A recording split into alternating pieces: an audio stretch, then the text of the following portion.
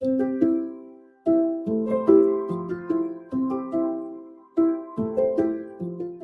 are listening to the HumanCare podcast, part of the Invisible Not Broken podcast network. I'm your host, Eva Minkoff. On this show, I have candid conversations with chronic illness warriors and insightful practitioners who are redefining what it means to be human when faced with health challenges. I'm also the founder of Wellacopia, the matching site for healthcare relationships. We connect chronic illness wellness seekers with integrative providers best suited to be their partners in care. To match with your dream doctor, therapist, nutritionist, acupuncturist, chiropractor, and more, visit wellacopia.com.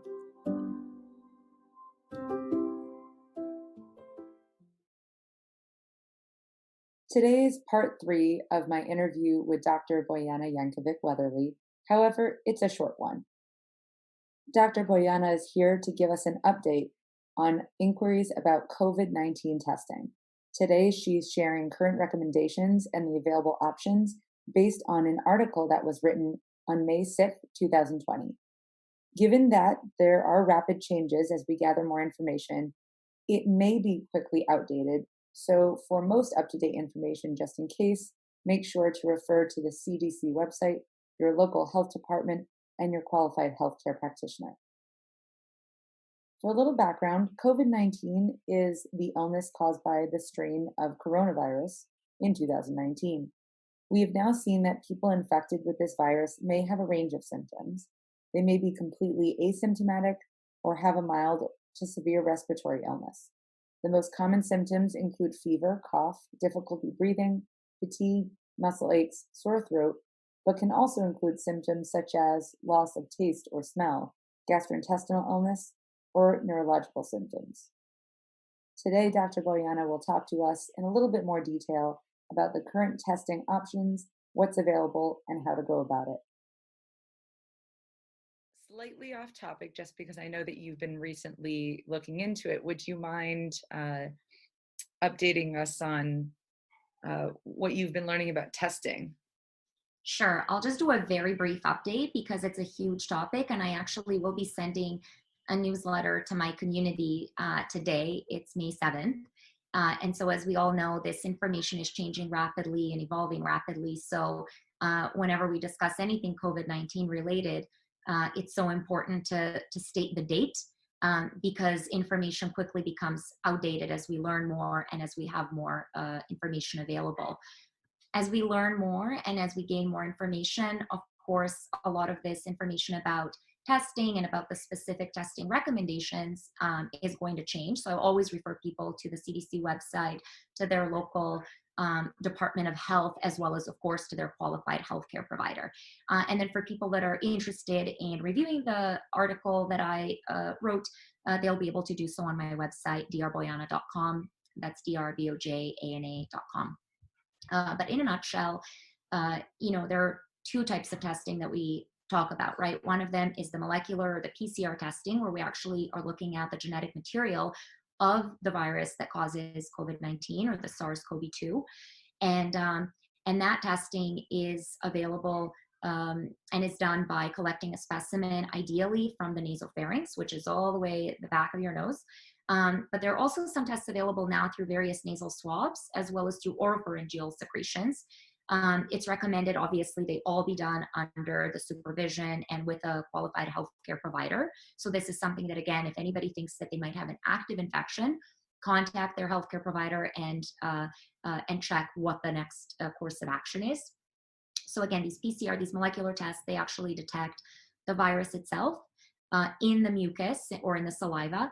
And they tell us, are we currently infected? Do we currently have the virus in our body? Now, the second set of testing is called the serology or the antibody testing. And that tells us whether we've mounted an immune response against the virus.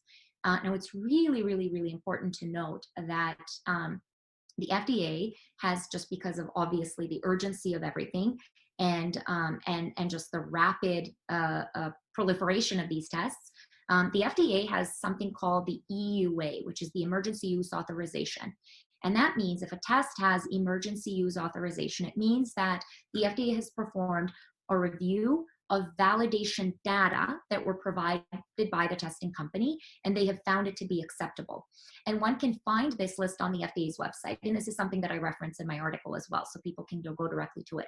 So currently, in terms of this serology testing, in terms of antibody testing, which tells us, have I been infected? And this could be in the past or in the present, right? Because it takes our body a certain number of days, typically about 10 days or so. We're starting to get a pretty ramped up response in terms of our antibodies. And then there are two different antibodies that we talk about. And some tests do test for both of the antibodies, the IgG and the IgM, and some test only for the IgG. The IgM is kind of the shorter lasting one, the antibody that is really indicates a response in that acute phase of the infection and in the short term after the infection, and typically dies off after about 2 to 3 months. Of course, this highly, highly varies.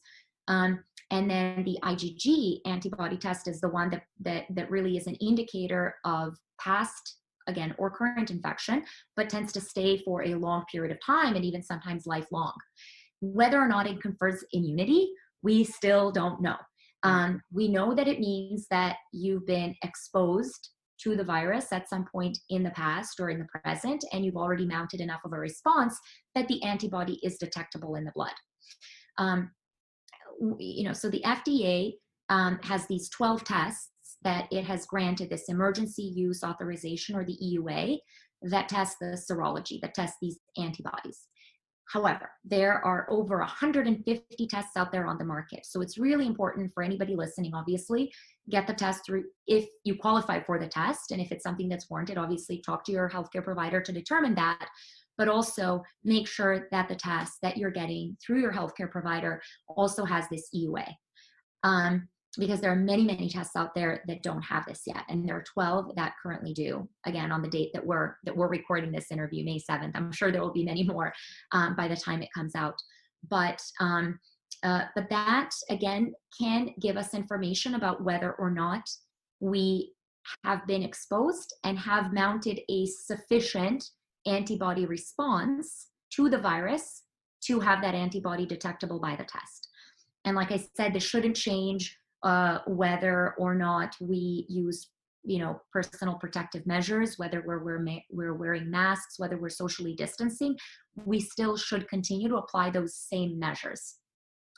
The hope is that over time, as testing is available more widely, and as the reliability of the testing has been validated, and as we learn more, does having these antibodies mean that we're immune? Does having these antibodies really confer protection down the road?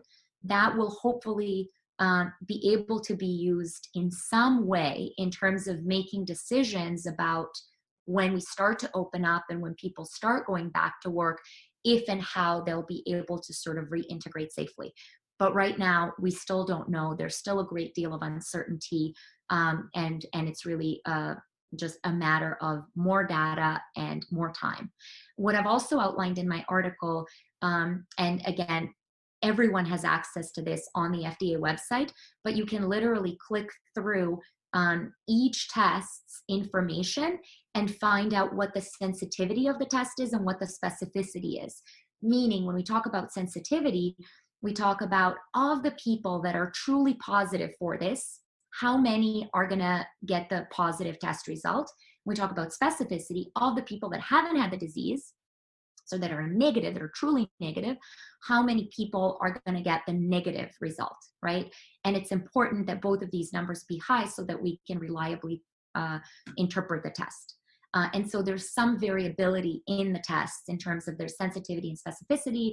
There's also variability in terms of the sample sizes used. So again, we still need, bottom line is we still need more data, but if a test is indicated, it's important to do it with the guidance of your healthcare provider in a reliable setting with a reliable lab that has been granted the EUA, and then interpret the test with your healthcare provider.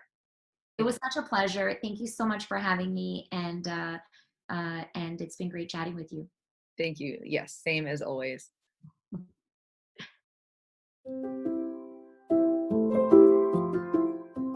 Thank Thanks for listening to another episode of the HumanCare podcast, part of the Invisible Not Broken podcast network.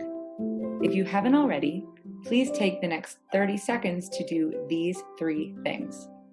Hit our subscribe button, leave feedback with a review, and share this episode with a loved one.